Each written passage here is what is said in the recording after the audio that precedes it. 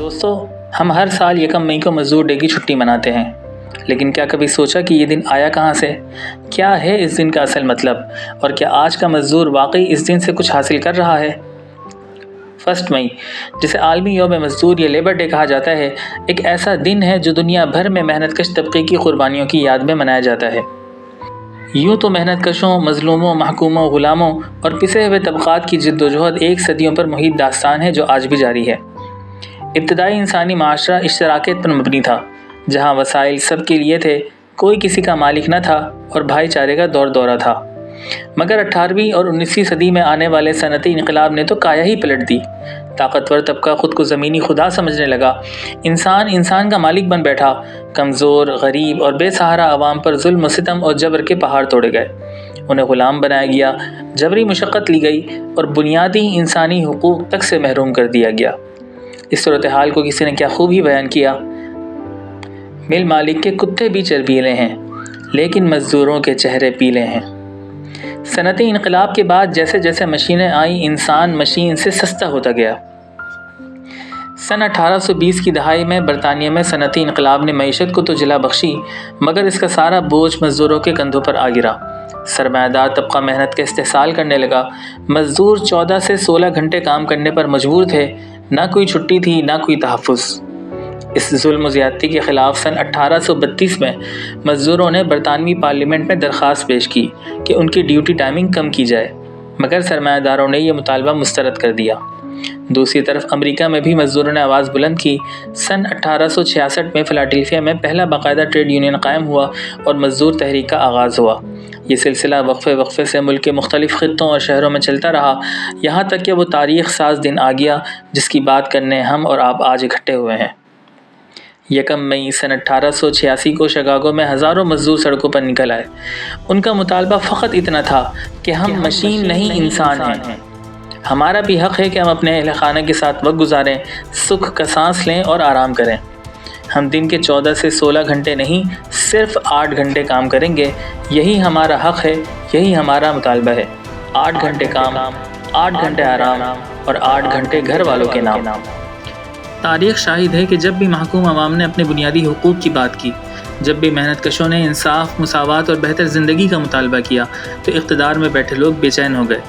ان کی کرسی، دولت اور اجارہ داری کو خطرہ محسوس ہوا تو وہ ہر اس حد کو پار کر گئے جو ظلم، بربریت اور دھوکے کی آخری سرحد تھی۔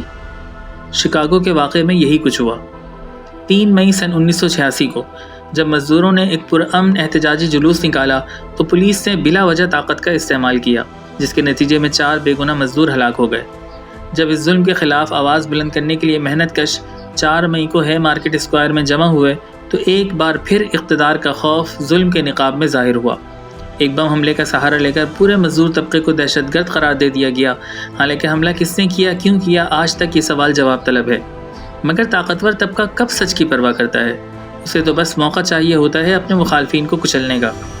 یہی وہ لمحہ تھا جب دنیا نے دیکھ لیا کہ حکمران طبقہ اور سرمایہ دار اپنے اقتدار کو بچانے کے لیے کچھ بھی کر سکتے ہیں، چاہے اپنے ہی اہلکاروں کی جان کیوں نہ جائے، بس بہانہ ہاتھ آ جائے کہ سچ بولنے والوں کو ہمیشہ کے لیے خاموش کر دیا جائے۔ طاقتور ہمیشہ کمزور کی آواز سے ڈرتا ہے، اور جب یہ آواز متحد ہو جائے تو وہ ظلم کی ہر حد کو پار کر جاتا ہے تاکہ اس اتحاد کو توڑ سکے۔ حکمرانوں اور سرمایہ داروں کو محنت کشوں کا یہ نعرہ اور اتحاد پسند نہ آیا، اور انہوں نے محنت کشوں کے خلاف سخت ایکشن لیتے ہوئے ان پر گولیوں کی بوچھاڑ کر دی۔ نہتے، کمزور اور پرامن محنت کشوں کو لہو لہان کر دیا گیا۔ محنت کشوں کا امن و سلامتی کی علامت سمجھے جانے والا سفید پرچم سرخ ہو گیا۔ شکاگو کی سڑکیں مزدوروں کے خون سے اٹ گئیں۔ ایک محنت کش کی قمیض جب خون میں رنگی تو وہی قمیض سرخ پرچم بن گیا۔ آج دنیا بھر میں محنت کشوں کا جھنڈا یہی ہے، سرخ جھنڈا۔ اس موقع پر سرمایہ داروں نے مزدور رہنماؤں کو گرفتار کر کے پھانسیاں دیں، لیکن سلام ہے ان باہمت رہنماؤں کو جنہیں ناکردہ گناہوں کی سزا میں پھانسی پر لٹکا دیا گیا، لیکن ان کے قدم ذرا بھی نہیں ڈگمگائے۔ انہوں نے مزدور تحریک کے لیے جان دے کر سرمایہ دارانہ نظام کا انصاف اور بربریت واضح کر دیا۔ ان رہنماؤں نے کہا، تم ہمیں جسمانی طور پر ختم کر سکتے ہو، لیکن ہماری آواز نہیں دبا سکتے۔ یہ رہنما دنیا سے چلے گئے، مگر اپنا نام، اپنا کام اور اپنی تحریک چھوڑ کر ہمیشہ کے لیے امر ہو گئے۔ ان واقعات کو یاد رکھنے کے لیے 1 مئی کو لیبر ڈے کے طور پر منانے کا فیصلہ کیا گیا۔ سن 1889 میں انٹرنیشنل سوشلسٹ کانگریس نے اعلان کیا کہ ہر سال 1 مئی کو مزدور ڈے منایا جائے گا۔ جلد ہی یورپ، ایشیا، افریقہ اور لاطینی امریکہ کے بیشتر ممالک نے اس دن کو سرکاری سطح پر تسلیم کر لیا۔ انڈیا میں 1 مئی کو سرکاری طور پر پہلی مرتبہ سن 1923 میں منانے کا آغاز ہوا، جب مدراس میں ہندو محنت کش جماعت یعنی لیبر کسان پارٹی آف ہندوستان نے ایک عوامی اجتماع منعقد کیا۔ اسی اجتماع میں 1 مئی کو مزدوروں کے دن کے طور پر منانے اور اس دن چھٹی کا مطالبہ کیا گیا۔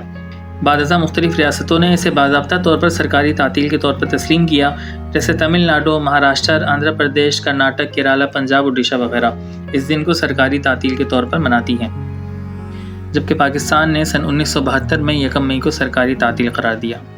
دوستوں، لیبر ڈے کی چھٹی کا مقصد یہ نہیں کہ لوگ سو جائیں یا پارکوں میں گھومیں۔ یہ دن ہے رکنے، سوچنے اور اس طبقے کے مسائل سمجھنے اور انہیں حل کرنے کا، جو سڑکیں بناتا ہے، فیکٹریاں چلاتا ہے، گھروں کی بنیادیں رکھتا ہے۔ لیکن سوال یہ ہے کہ کیا آج کا مزدور واقعی اس دن سے کچھ حاصل کر رہا ہے؟ کیا اسے وہ تنخواہ، وہ ٹائمنگ، وہ سہولتیں میسر ہیں جن کے لیے سن 1886 میں خون بہایا گیا؟ جواب ہے نہیں۔ ہم میں سے اکثر آج آرام کر رہے ہیں، لیکن وہ مزدور آج بھی کسی عمارت میں سیمنٹ ڈھوتا ہے، کسی بھٹے پر اینٹیں بناتا ہے، کسی ورکشاپ میں دھواں جھیلتا ہے۔ اسے نہ تحفظ حاصل ہے، نہ ضرورت کے مطابق تنخواہ، نہ چھٹی کا حق ہے اور نہ عزت نفس۔ یہ دن صرف تقریریں سننے یا جھنڈے لہرانے کا دن نہیں۔ آج ہمیں چھٹی ملی ہے، لیکن وہ مزدور آج بھی کام کر رہا ہے۔ آئیں سوچیں، کیا ہم اس دن کی روح کے ساتھ انصاف کر رہے ہیں؟